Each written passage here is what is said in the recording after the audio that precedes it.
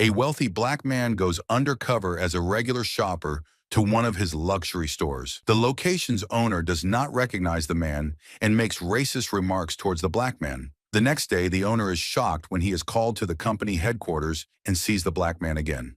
John Bennett stood at the corner of Fifth Avenue, blending into the bustling crowd of New York City. The fall breeze carried a hint of chill, ruffling the hem of his casual black jacket. John pulled his baseball cap lower, obscuring his face as he watched the people stream past the glass-fronted luxury store he owned. A tall building with sleek lines, elegance, was embossed in gold lettering above the entrance. Shoppers moved in and out, bags swinging, the store's sophisticated decor visible through its large windows. Taking a deep breath, John stepped forward, pushing open the heavy glass door. A soft chime announced his entry. Inside, the store was a world of polished marble floors, plush velvet seating, and carefully arranged displays of high-end fashion and jewelry. The scent of expensive cologne hung in the air, mingling with the soft jazz music playing in the background. John had designed this space to be welcoming, a place where luxury met comfort, but today he felt like an outsider. Dressed in dark jeans, sneakers,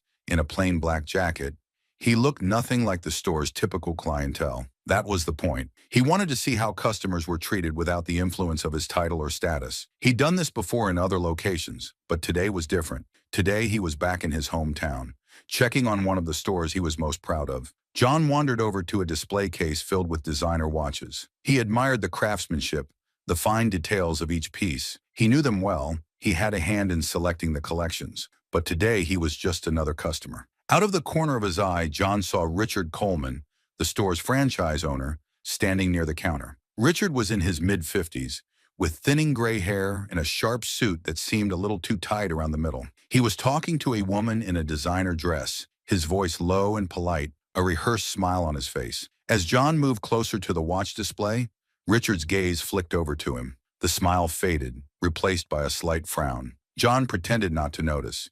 He picked up a watch from the display, a sleek silver piece with a leather strap. He turned it over in his hands, appreciating its weight. "Excuse me," John said, keeping his voice light. "Could you tell me more about this watch?" Richard approached, his steps slow and deliberate. He looked John up and down, taking in the casual clothes, the baseball cap. His expression was guarded, almost dismissive. "That's one of our limited edition models," Richard said. His voice had a clipped, perfunctory tone. "Very exclusive. It might not be what you're looking for." John kept his smile. "Oh? Why's that?" Richard's eyes narrowed slightly. "It's a very high-end piece, quite expensive. Maybe you'd be interested in something more accessible?" John felt a flicker of irritation. He knew Richard didn't recognize him, but the assumption behind his words was clear. John decided to push a little further. "I like high-end pieces," John replied calmly. "What makes this one special?" Richard sighed, as if he was being forced to perform a tedious task. "It's crafted by one of the finest watchmakers in Switzerland. The materials are top tier, and the craftsmanship is unparalleled. It's a collector's item, really, limited to a very small number of pieces worldwide." John nodded thoughtfully, still holding the watch. "Sounds impressive. How much does it cost?" Richard hesitated for a moment, his eyes scanning John's face as if searching for a sign of whether he could afford it. "It's priced at $12,000, he said finally, with a hint of reluctance. "But as I said, we have other options that might be more in line with your budget." John's smile remained, but inside he felt a familiar frustration. He placed the watch back in the display case gently, looking at Richard. "And if I wanted to buy this one?" Richard's eyes flickered with annoyance. "Well, I'd need to see proof of payment first. We don't just let anyone walk out with our best pieces." John's expression didn't change, but his patience was wearing thin. "I see. So it's store policy to question customers' ability to pay before making a sale?" Richard's tone became defensive. "It's not about questioning. It's about ensuring the integrity of our brand and maintaining our image. We can't just let anyone handle our merchandise." John held Richard's gaze for a moment longer, then looked away, nodding slightly. "I understand," he said softly. Turning away from the display case, John started to walk toward the door. He could feel Richard's eyes on his back, could almost hear the man's thoughts as he silently judged him. John pushed open the door and stepped back out into the cool air of the city, his mind already turning over what had just happened. He had come to observe, to see the reality of his stores without his usual presence, and now he had. But what he had witnessed was disappointing, anger simmering beneath his calm exterior. As he stood on the sidewalk, blending back into the stream of passers-by, John knew this visit would not end here. He had seen enough to know that action was needed. John Bennett stood outside the store for a moment, gathering his thoughts. He had come here to observe, but what he had experienced so far made his blood simmer with anger. Taking a deep breath, he turned back toward the glass door and walked inside again, determined to see if this was an isolated incident or a pattern. The soft chime rang once more as he stepped into the store. This time, he didn't bother looking around. He headed straight for the section where Richard Coleman had been standing. Richard was still near the counter, now checking his phone. When he saw John approaching, his eyes narrowed. The earlier condescension hadn't been an accident, John realized. Richard's expression was the same, a mix of annoyance and superiority. John took another deep breath, reminding himself of his purpose. He approached a display of designer coats, running his fingers over the fine fabric. The coat was dark, elegantly cut, perfect for fall. John picked it up, holding it in front of himself to get a better look. "Excuse me," John said, his voice calm and polite. "Could you tell me more about this coat?" Richard looked up from his phone, eyes flicking from the coat to John's face. He hesitated for a moment, then put his phone away and walked over, the fake smile returning. "That's one of our premium items," Richard said, his tone just as clipped as before. "Italian wool, handcrafted. It's from our latest collection, very exclusive." John nodded, examining the coat. "It's nice. How much is it?" Richard's smile tightened. "It's priced at $2,500, Moist," he said, enunciating each word as if explaining to a child. "These are meant for our high-end customers. We don't usually keep this kind of merchandise out for just anyone to touch." John raised an eyebrow but kept his tone neutral. "I see. So you keep some items out of reach of your regular customers?" Richard's face hardened, the polite facade slipping. "Our regular customers know what they can afford and what they can't," he said curtly. "We cater to a specific clientele here, people who appreciate quality and have the means to purchase it." John placed the coat back on its hanger, taking his time. He felt the frustration rising again, but forced himself to remain calm. "I appreciate quality," he said evenly, "and I think I might be interested in this coat." Richard's eyes flickered with a mix of irritation and disbelief. He took a step closer, lowering his voice as if trying to keep their conversation private. "Look," Richard said, a hint of condescension creeping into his tone. "I don't mean to offend, but perhaps you should look at some of our more affordable options. There's no point wasting time on items that are out of your range." John's patience was thinning rapidly. He met Richard's gaze, his voice firm but controlled. "You don't know what my range is," John replied, "and assuming you do, based on how I look, is not good business practice." Richard's expression tightened further. He looked John up and down, clearly assessing him again. "We have an image to maintain," Richard said slowly, as if speaking to someone who didn't understand the rules. "We can't just have anyone come in and handle our most valuable items. It's about preserving the brand." John held Richard's gaze, his anger now clear in his eyes. "Preserving the brand?" John echoed. "By judging people based on their appearance? That's not how you build loyalty or respect." Richard crossed his arms, his posture stiffening. "Our customers appreciate exclusivity. They don't want to see just anyone in here touching everything. It's about the experience, the environment. It's what sets us apart." John let out a slow breath, his eyes never leaving Richard's. "And you think treating potential customers with disrespect is part of that experience?" Richard shrugged, a smug look crossing his face. "I think I know my customers better than you do. It's my job to protect the integrity of the store." John didn't respond immediately. He looked around the store, taking in the displays, the carefully arranged merchandise, the other customers who were beginning to notice the tension between them. Then he turned back to Richard. "Thank you for your time," John said finally, his voice cool. "I think I've seen everything I need to see." Without waiting for a response, John turned on his heel and walked away, heading for the door. The chime rang softly as he stepped outside, back into the cool air of the city. This time, John didn't linger on the sidewalk. He walked briskly down the street, his mind racing. What he had experienced was unacceptable, not just as a businessman, but as a person who believed in treating others with respect. He had come to see the reality of his store's operations, and now he had. John's jaw clenched as he thought about Richard's condescending tone, his dismissive attitude. This wasn't just about a coat or a watch. It was about the values John had built his company on, values that were clearly not being upheld in the store. As John walked, his anger began to transform into determination. He knew what he needed to do.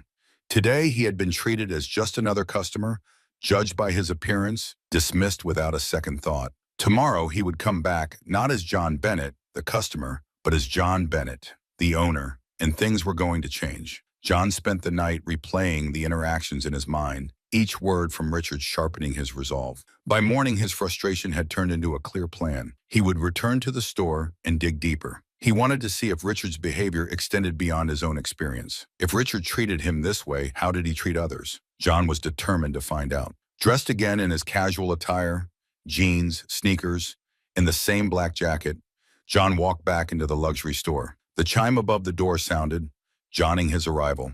The store was quieter than the day before, with fewer customers browsing. John headed directly to the jewelry section this time, his eyes landing on a glass case displaying an array of diamond bracelets and necklaces. Each piece sparkled under the soft lighting, their price tags discreetly tucked away. As John studied a particularly intricate bracelet, he noticed Richard out of the corner of his eye. Richard was standing near the back of the store, talking to a young woman with a concerned expression on her face. It was Sarah Moore, the assistant manager. She was nodding as Richard spoke, her hands nervously fidgeting with a clipboard. John strained to hear snippets of their conversation. "I don't care if he's a potential customer." Richard's voice was low but firm. "We have a standard to maintain. Keep an eye on him." Sarah glanced over in John's direction, her face a mixture of worry and sympathy. She caught John's eye briefly before looking away. John pretended not to notice, continuing to look at the jewelry. He knew now that Richard was instructing his staff to be wary of him. The realization solidified John's decision to confront Richard again, but this time he would see how far Richard's biases extended. John selected a diamond necklace, motioning for a sales associate to assist him. A young woman approached, her expression polite but reserved. "Good morning," John said with a warm smile. "Could you tell me more about this necklace?" The sales associate glanced over her shoulder at Richard, who was now watching them closely. She hesitated, then looked back at John. "This is one of our signature pieces," she said quietly. "It's crafted with the finest diamonds and set in platinum. It's priced at $15,000. John nodded appreciatively. "It's beautiful," he said. "Could I take a closer look?" Before the associate could respond, Richard walked over, his expression stern. "Is there a problem here?" Richard asked, directing his question to the associate rather than John. "No problem," John said calmly, stepping in. "I was just asking about this necklace.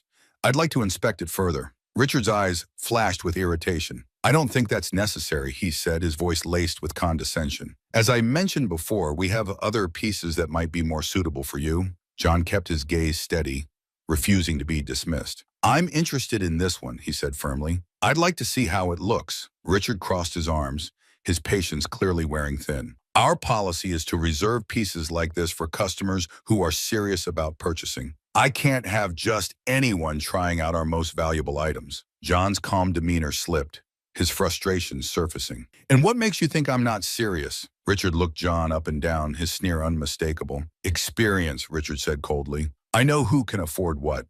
It's my job to protect the integrity of this store and its brand.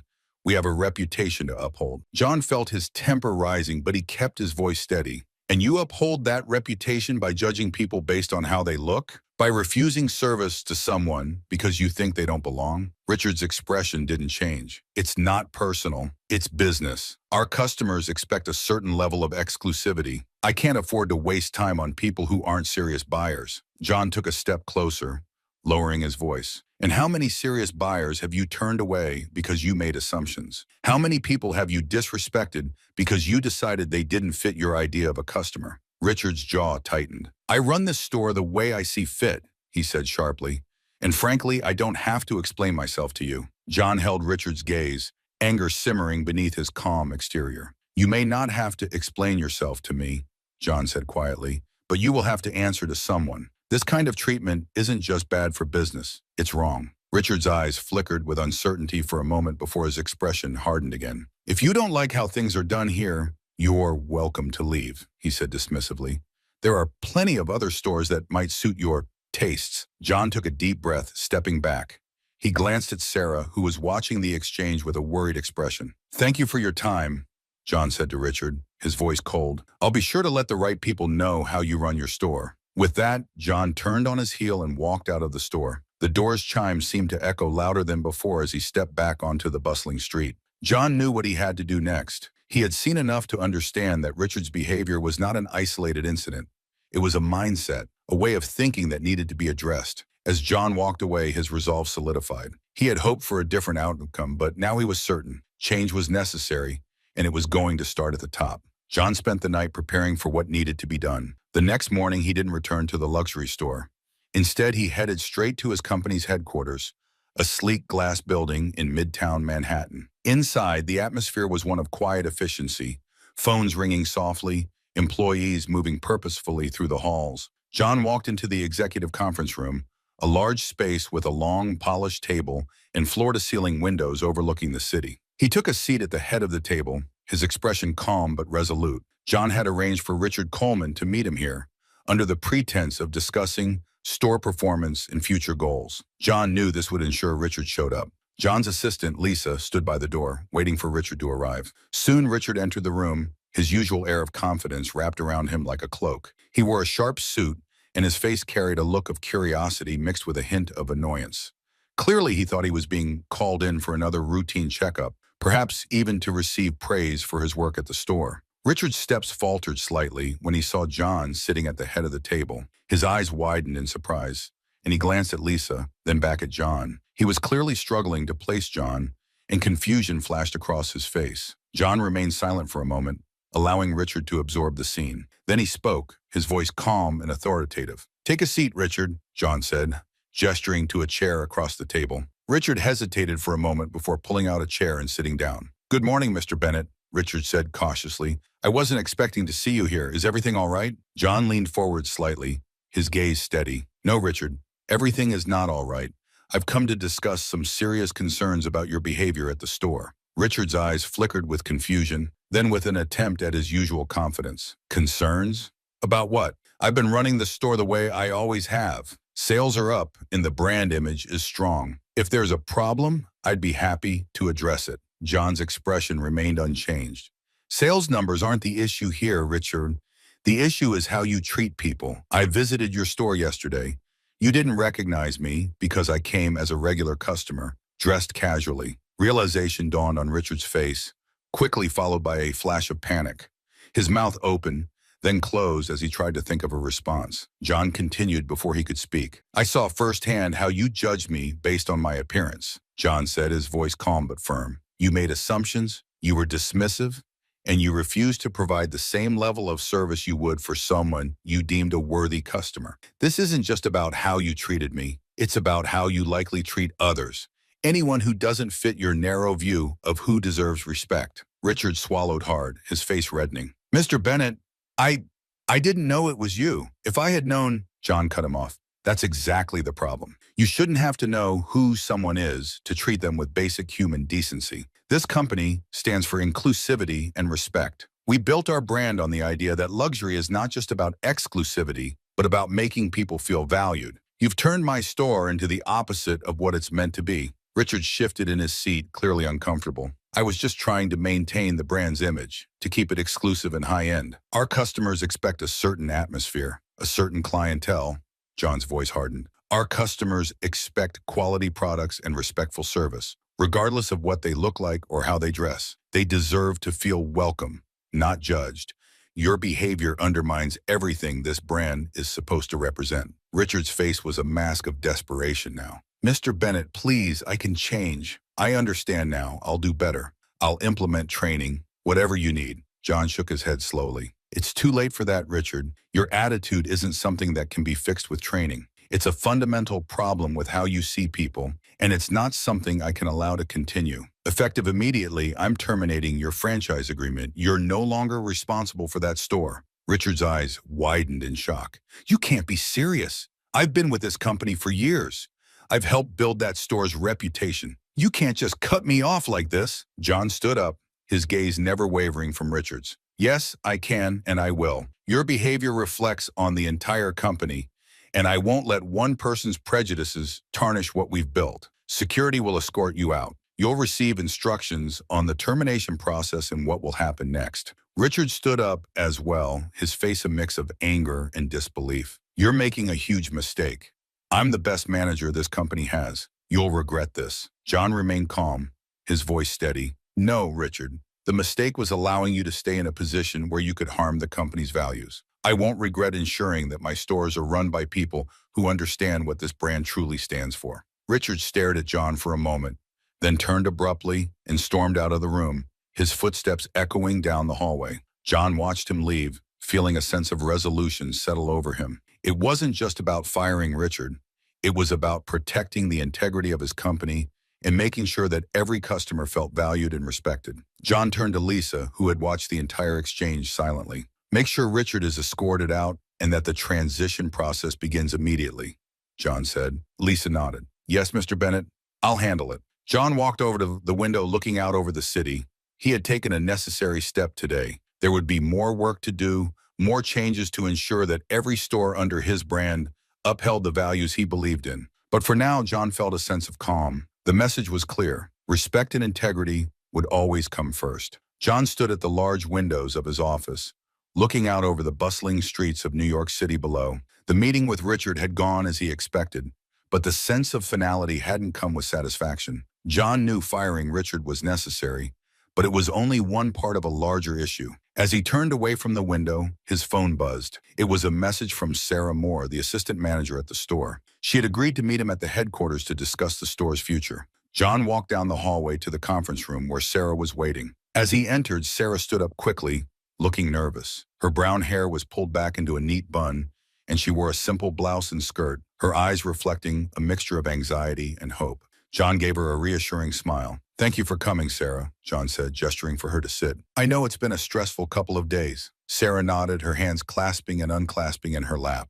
Yes, Mr. Bennett, it has been. I heard about what happened with Richard. The staff is talking. They're worried about what's going to happen to the store. John sat down across from her. I understand. That's why I wanted to talk to you. Richard's departure was necessary for the health of the company, but I know it leaves a lot of uncertainty.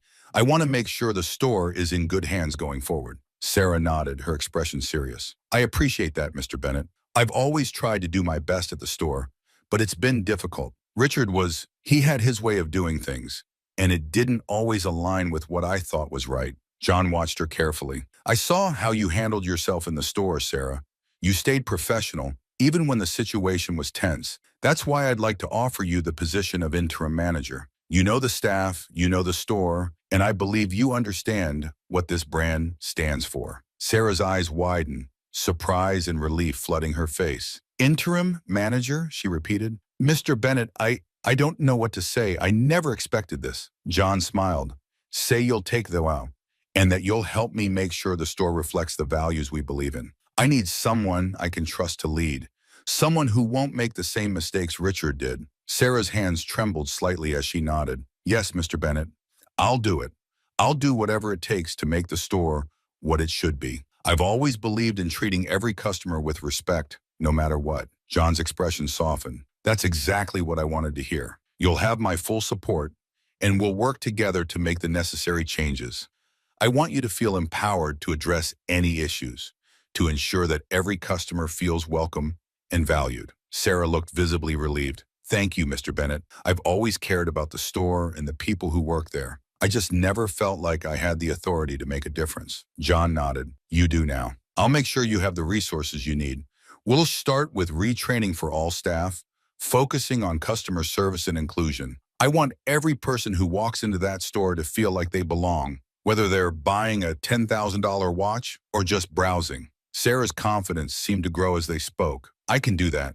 I know the staff will respond well too. They just need to know that their efforts are supported and that they're working in a positive environment. John leaned back in his chair, feeling a sense of satisfaction he hadn't felt in a while. Good. I'll be checking in regularly, but I trust you to handle things on the ground. We're in this together, Sarah. The success of the store isn't just about profits. It's about building a community of respect and inclusivity. Sarah smiled, the tension leaving her shoulders. I won't let you down, Mr. Bennett. I'll make sure the store represents the best of what your brand stands for. John stood up, offering his hand. I know you will. Thank you for stepping up. I'm looking forward to seeing the positive changes you'll bring. Sarah shook his hand firmly, a new sense of purpose in her eyes. Thank you, Mr. Bennett.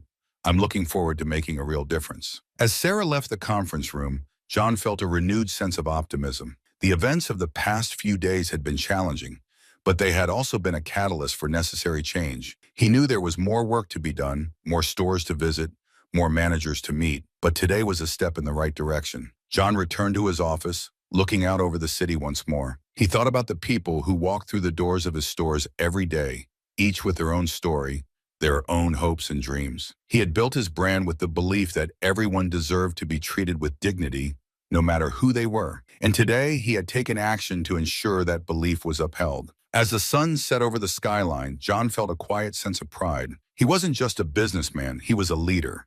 And he had a responsibility to use his position to make a positive impact. With people like Sarah in place, he knew his stores would continue to thrive, not just as places of luxury, but as places where everyone felt welcome. The day after Richard's termination, John wasted no time in implementing changes at the store. He scheduled a meeting with the store's staff to discuss the new direction and to reassure them that, despite the abrupt shift in management, their jobs were secure and valued. He knew that stability and clear communication would be key in transitioning the store to a place that reflected the brand's values of inclusivity and respect. The meeting was held in a private conference room at the company headquarters, a smaller but equally elegant room compared to the one where John had confronted Richard. The staff filed in, their faces a mix of curiosity and concern. Sarah Moore stood at the front with John, a clipboard in her hand, looking more confident than she had the day before. John stood up, addressing the room. "Thank you all for coming," he began, his voice calm and reassuring. "I know the past few days have been challenging,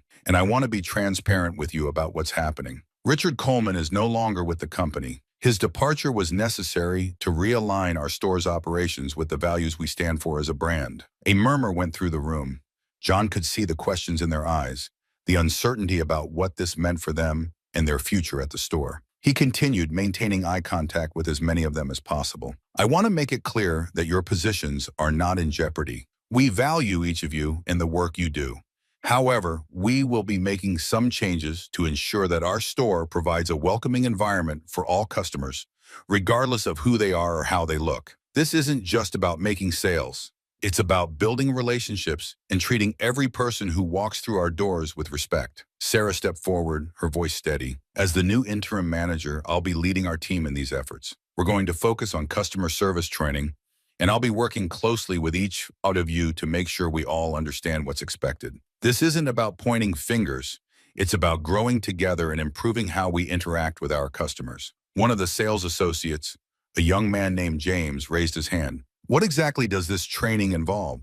he asked. "And how long will it last?" John nodded at Sarah, who answered, "The training will cover everything from how to greet customers to handling sensitive situations. It will include workshops on cultural awareness and inclusivity. The goal is to make sure everyone feels empowered to provide the best possible service. We'll start with a series of short sessions over the next few weeks, and we'll have ongoing training throughout the year." James nodded, seeming to accept the explanation. Another employee, an older woman named Lisa, spoke up. "And what happens if we see behavior that doesn't align with these values? Do we report it directly to you, Sarah?" John interjected. "Yes, you can report any concerns to Sarah, and you can also come directly to me. My door is always open.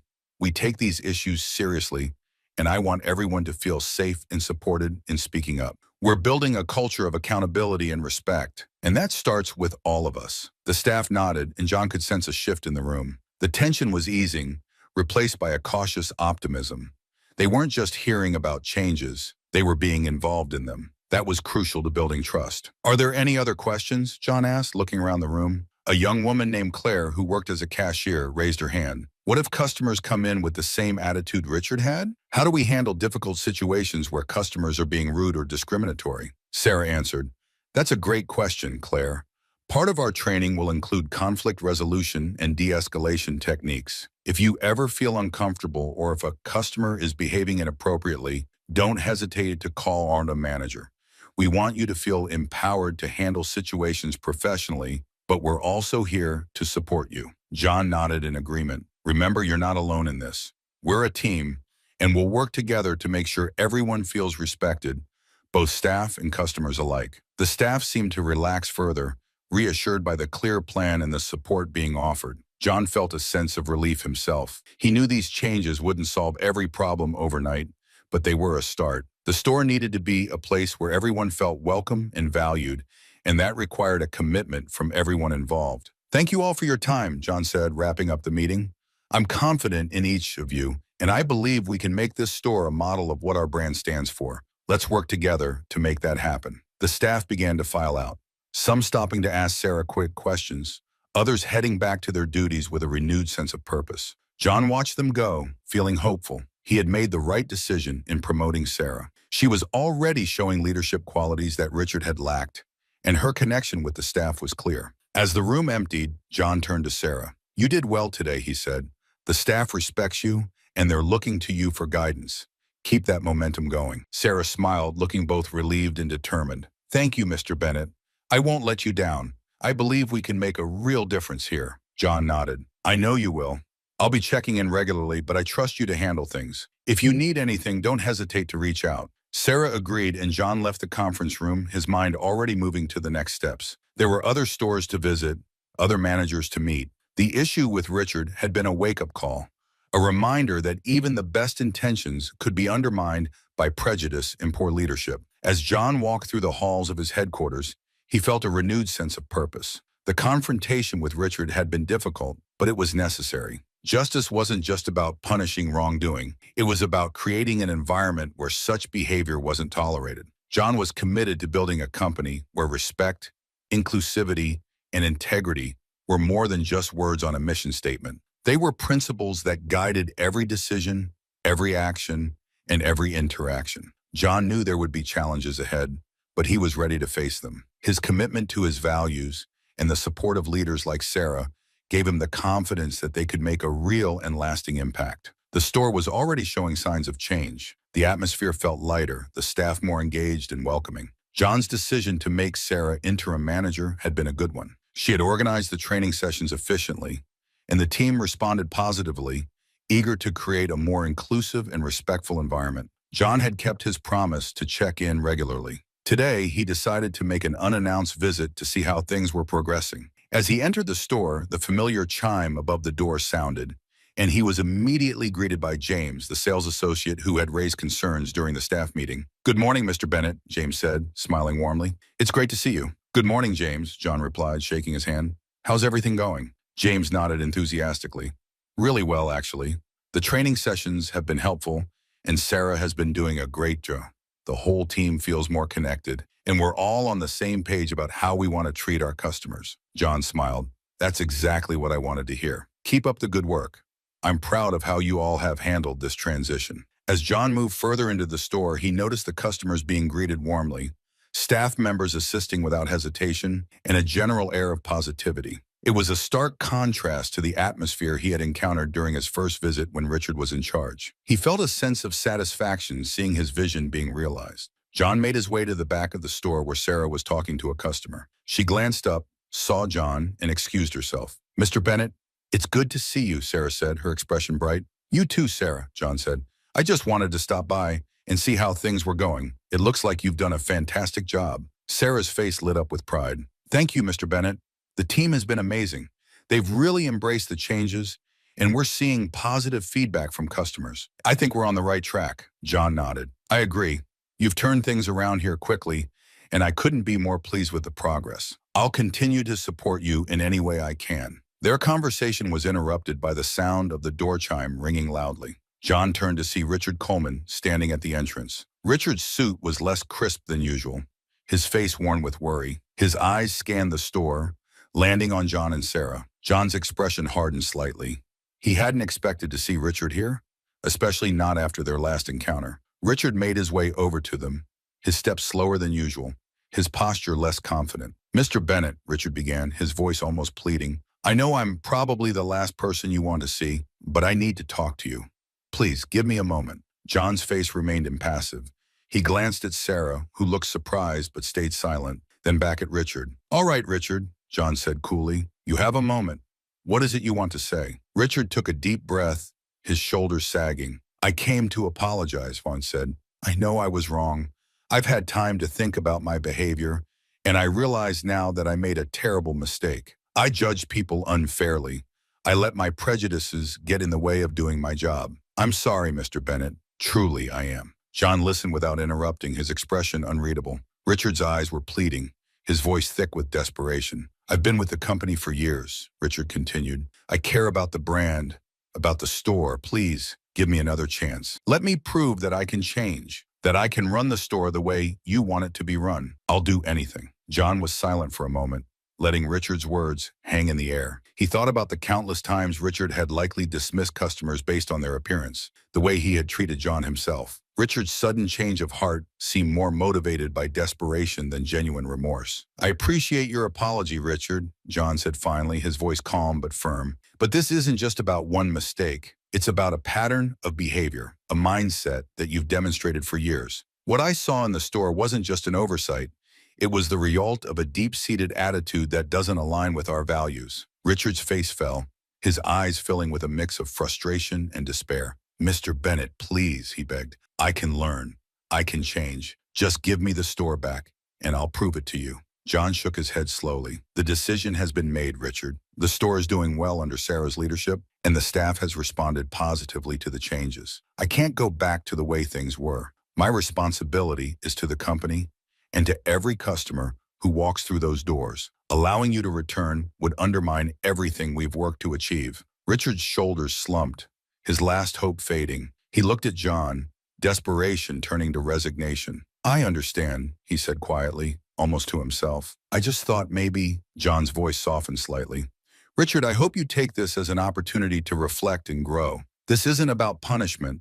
It's about ensuring the right people are in place to uphold the values of the brand. I wish you the best in your future endeavors, but you won't be getting this store back." Richard nodded, his eyes downcast. "Thank you for your time, Mr. Bennett," he said quietly. Without another word, he turned and walked out of the store, his footsteps heavy. John watched him go, feeling a mixture of pity and resolve. Richard's apology had come too late. The damage had been done, and John couldn't risk the integrity of his brand for the sake of giving Richard another chance. His responsibility was to his company, his employees, and his customers. Sarah stood quietly beside John, her expression one of relief. "Thank you for not letting him come back," she said softly. "I think the staff would have been worried if he did." John nodded. "I made my decision based on what's best for the store and the people who work here. You've done a great job, Sarah. Keep up the good work. We're building something special, and I'm confident in your ability to lead." Sarah smiled, a sense of accomplishment shining in her eyes. "Thank you, Mr. Bennett. I won't let you down." John looked around the store, watching as the staff interacted with customers, each engagement positive and welcoming. The change was real, and it was having a tangible impact. John felt a sense of pride and satisfaction. He knew there would be challenges ahead, but with strong leadership and a commitment to the company's values, those challenges could be met. As he left the store, John felt a renewed sense of purpose. This was what he had worked for, to create a brand that stood not just for luxury, but for respect, integrity, and inclusion. With the right people in place, he was confident that Vision would continue to thrive.